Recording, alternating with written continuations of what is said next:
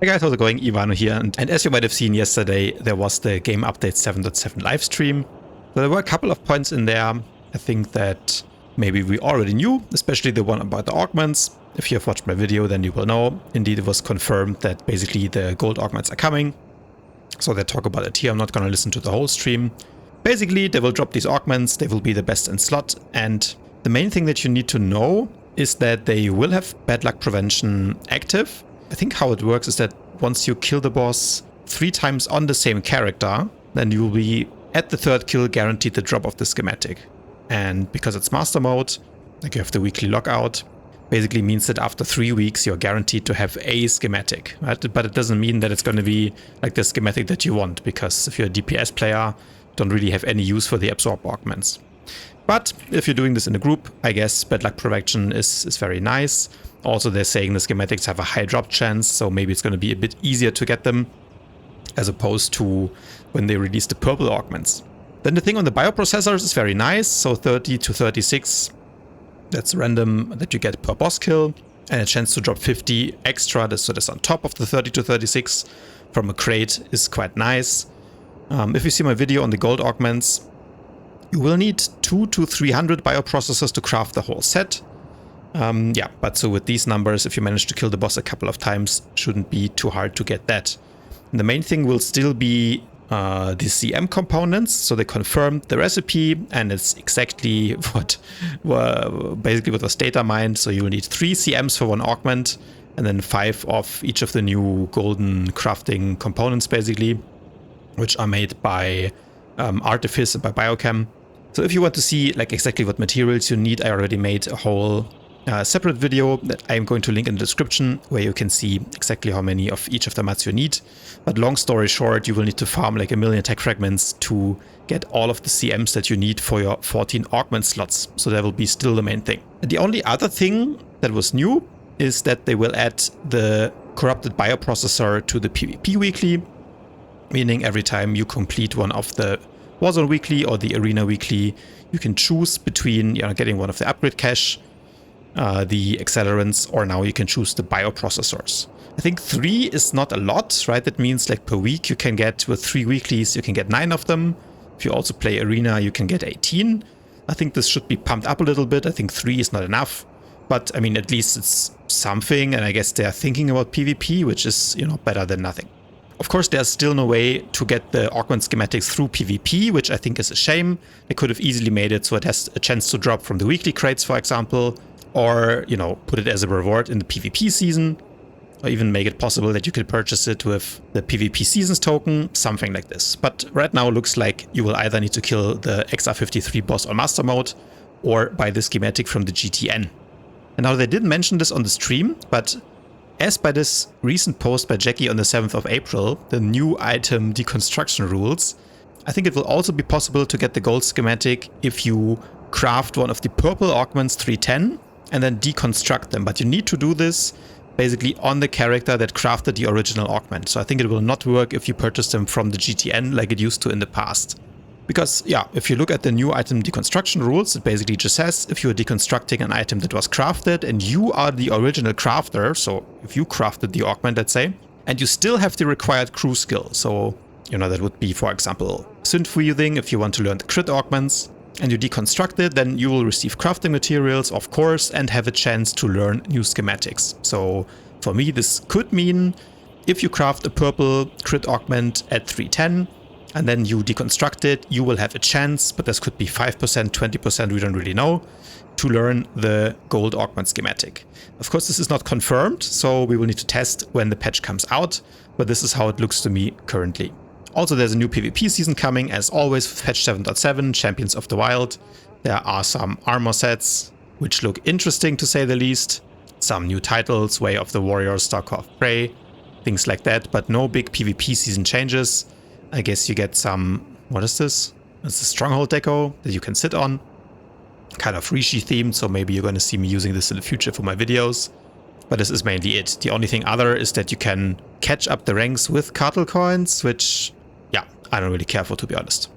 Okay, so that's it about the PvP seasons, and I was about to turn off the stream when they started talking about quality of life improvements. And then all of a sudden they have a slide in there that's called combat updates, which is something that we didn't hear about in probably, I don't know, 1 or 2 years. And at first I was very hyped when I heard this.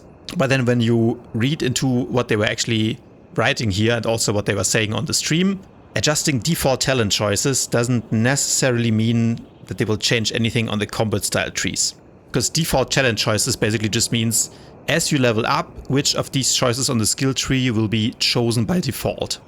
And I think they want to make this so the game will be even easier for new players, because sometimes, for example, you might hit level 23 and you will not even ever change these because maybe you don't even know that this menu exists here or something like this.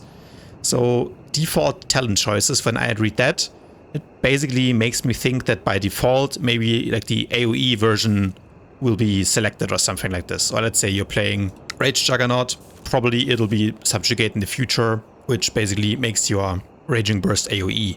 And that's the next thing they were talking about. They were talking about adjusting levels that abilities are acquired. And I think the example they made on the next slide was Guardians and Juggernauts only have Force Sweep for AoE until level 27, which apparently is a problem for low-level players. And that's where it gets interesting, because if you look at the Guardian skill tree and you look at the abilities, yeah, you get Smash at level 4 basically, and then no other AoE until you see in the ability tree you have Sweeping Slash, which is of course your spammable AoE. And this one you get at level 27. So they were saying on the stream, in the future you will get this earlier. So I don't know, level 7, level 10, which means basically they will remove it from the combat style tree. And this then means PvP changes, because for level 80 PvP you also have to choose between one of these 3 options, right? Like, do you want to have the root? Do you want to have the extra slow on Force Scream? Or do you want to have the spammable AoE? But if this will be baseline in the future, it also means that another utility will take its place. So that means they're bringing back some utility that they have maybe removed in the past, right? And that of course means we can look at candidates. Like, what will they be bringing back? I don't think they will necessarily come up with any new ideas or new abilities. What I think they will do, because they've done it in the past, is mainly unprune some abilities or, yeah, bring back utilities or even skills that they have removed in 7.0. So what I did is that I looked at some older class guides and the old talent trees for all of the classes that they're going to change, and thought about which skills they removed and they could possibly bring back in place of this level 27 utility. Of course, this is all wild speculation, but let's have a bit of fun, right? It's been a while since we had some combat style changes. So they've been saying there will be a couple of changes over the next few updates, so not all of this will come in patch 7.7, which by the way, 7.7, as far as I heard from the stream, doesn't have a release date yet. So yeah, I think that's tied to the new delay of the story, which, like, we're still waiting for the story of 7.6 and the voice actor strike and all of these things going on. But probably pretty soon we'll see a post on the forum and then also the patch release to the PTS, so we can probably test a lot of these changes ourselves. They didn't announce anything concrete in the stream, other that Juggernauts and Guardians will get Sweeping Slash at level 7, but they have announced that they will change Juggernauts, Marauders, Snipers and Assassins. And if we think about the Juggernaut skill tree, if this one is gone, what could they realistically replace it with? And I'm not sure, but Juggernaut was one of these classes that didn't really lose that much going from 6.3 to Legacy of the Sith. The only thing I can really think of, and it would kind of make sense in this tier here, would be Chilling Scream. If you don't know what that is, I will bring up the old ability that used to be in the game pretty much since the game was launched. It was basically an AoE slow. And this was available for Juggernauts and Guardians, DPS and tank, and basically was a 50% AoE slow centered around the player. And they removed it in 7.0 when they wanted to remove some of the CC from the game. But now that they have another slot to fill, I think they might bring it back, because it kind of fits in this tier where Sweeping Slash used to sit. We have, of course, the Root of Ravage, Overwhelming Slashes, it sits here, and we have the slow on Force Scream. So kind of you would have 3 different CC options in that tier. Now that I think about it, Chilling Scream, to be honest, kind of does the same thing as Projected Scream, although this is a cone, the other one is a circle around you. So yeah, so maybe they'll just do something completely different. Again, this is wild speculation. But this is one that I thought that they removed and they might bring back, because I think it kind of fits. Of course, if we think about what they should do, And what Juggernauts really need, especially for PvP, to, let's say, be viable again, or maybe not viable, because I think they are viable, but they're probably not an S-tier class when it comes to war zones and especially arenas. And the main reason for that is that 3 of the core abilities, which, you know, they could have all of these, now they have to choose between Saber Reflect, Intimidating Roar, and Mad Dash. And I think what they should do is they should give Mad Dash as a baseline, put something else on here, I don't know, some old passive, and then the player can choose between Reflect, which basically means more survivability, or if you want to have CC, then it's Intimidating Roar, right? So either you can be super annoying and CC enemies, or you can go Saber Reflect and be way more tanky. And then if you have Mad Dash baseline, which is what most of the good Juggernauts are running right now, because you kind of need it to keep up with the range classes in the game, if you would have that baseline, then Juggernaut all of a sudden becomes a lot more dangerous than it is right now. Wild speculation, as I said, let's move on to Marauder and Sentinel. They haven't really said what they're going to change there. If you look at the AoE abilities for Marauder, you do get Force Sweep, aka Smash, of course, also at level 4. And then you get Cyclone / baseline, so you don't have to choose it in the tree, you get it at level 10. So I don't really see why Marauder is on the list when it comes to the low level experience. I think level 10 you probably reach on the first or second planet, right? So I guess you don't really need more AoE. The only thing I can see in the combat style tree is like maybe they give it the AoE Lance by default or something, or maybe like the Ataru passive on Cyclone / I'm not really sure. Maybe they change something completely different. I don't know, maybe they give it dual saber throw earlier, because I think dual saber throw you currently learn level 56, so maybe you get that one at level 10 or something, who knows. Of course, for Marauder, what they should do is probably bring back some of the utility it lost in 7.0 when the pruning of Legacy of the Sith happened, especially losing Obfuscate hurt the class a lot. So in a perfect world, they could maybe bring that one back. Or, you know, they could do something similar to the changes I proposed for Guardian and Juggernaut. Give it Mad Dash as baseline, and then you can choose Hard Stun, or you can have Guarded by the Force, which of course also is a very iconic Marauder ability, but most of the time you need Blade Blitz, Mad Dash right now if you want to keep up with the range classes in the game. Looking at Assassin, in particular Deception, which of course, as everyone knows, is a class that has no AoE whatsoever. The only thing it really has is Lacerate at level 7, but that one kind of hits like a wet noodle.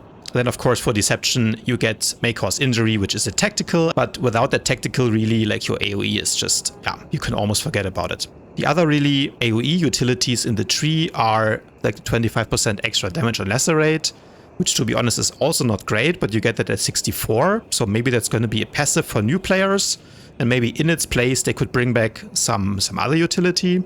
Yeah, I was thinking about what Assassin really needs. And of course there's a couple of issues with the class. The one being that you use half of your mobility in the opener for Shadowcraft, right, when you Phantom Stride in.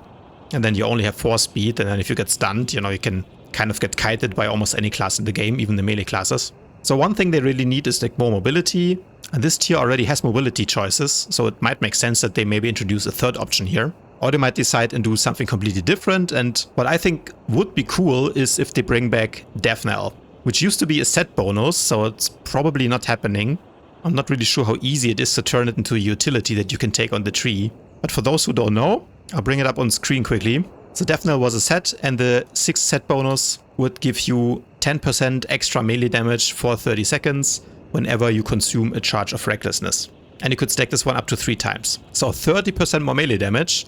Probably too powerful for a utility, and again it would be another trade-off, because then you need to choose between like an OP damage utility or to have Force Phase, which you kind of need because you need to break the movement and pairing effects. But at least that would put Deception Assassins back in a spot where they are competitive when it comes to damage, at least for single target, because I think they're also struggling in PvE.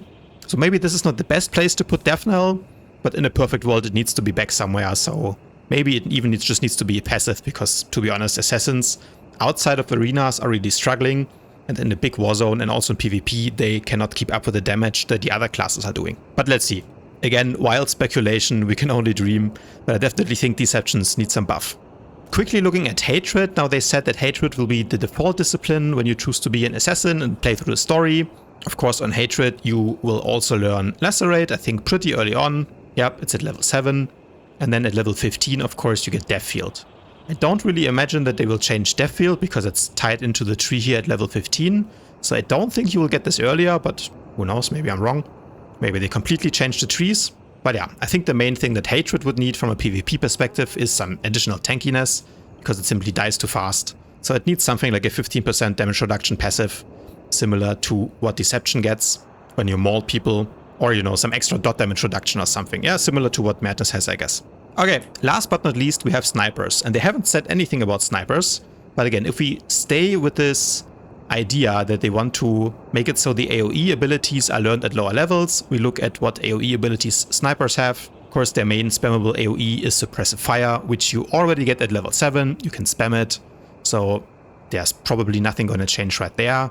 The other AoEs you get are Fragmentation Grenade, which you get at level 4, so I don't really understand why they would change snipers, unless they want to move Orbital Strike back out from the combat style tree and give it as a basic ability. Of course, it sits here at the same tier as Hololocate and Ballistic Shield, 2 very strong options. So no one is really choosing this right now for either PvE or PvP. I think the only time you ever choose this is when you want to dummy parse. Of course, on Engineering, it's already a baseline ability. Yeah, so on Engineering, you learn it at level 60. So maybe they're going to change this so you learn this at level 12 or something like this, just to have a third AoE option, even though this one has a relatively long cooldown. But that's the only thing I could really see them change. This one, to be honest, won't change too much for PvP, if that's really the only change, because anyway, in PvP you already choose Hololocate or Ballistic Shield, and Orbital Strike hasn't been used for a long time. But who knows, maybe they do something else, like they give snipers Ruthless Efficiency as a baseline, so they will do insane AoE, and then they put some new utility here. Of course, they have already brought back one of the old utilities that used to be a thing before 7.0, then they had removed it, and now it's here again. I'm talking, of course, about Vital Regulators. So this used to be a utility that you could choose in the old skill tree, and now it's here again.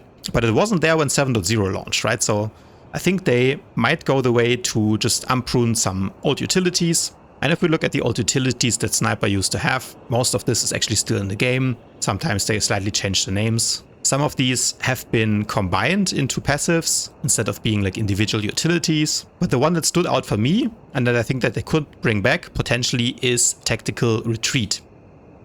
Which of course is the 10% heal when you use Covered Escape, aka Roll. And this one I think could be really nice for snipers. I mean, not that they need any extra help in PvP, but the one thing that they're struggling with is, you know, self-healing, which is why Broadsword gave them back Vital Regulators. Because they used to be one of the few classes in the game, similar to PT, that didn't have any significant source of self-healing, right? Sorks can heal themselves, mercenaries as well, Juggernauts can heal to full, and so on. Snipers, not really. Right now they have Vital Regulators, but I could see them bring back the heal on the roll. Of course, this would be quite strong for Arena and for dueling as well, because you have 3 rolls on Sniper, meaning you get a nice 30% heal out of it. Do I think snipers need it? Definitely not. But it doesn't mean that Broadsword isn't going to do it. But again, this is all wild speculation, and we will simply need to wait and see until this hits the PTS. And of course, as soon as there's a forum post, I will keep you guys updated with the actual changes when it comes out. Nevertheless, I hope you guys enjoyed my wild speculating. Let me know what you think about these updates and what abilities you would like to see back in the game, or what other changes you have in mind. And hopefully the developers will listen to some feedback. But that's it for today, guys. Hopefully you enjoyed this one, and as always, if you did, please remember to leave it a thumbs up, subscribe to my channel, and I'll see you guys tomorrow.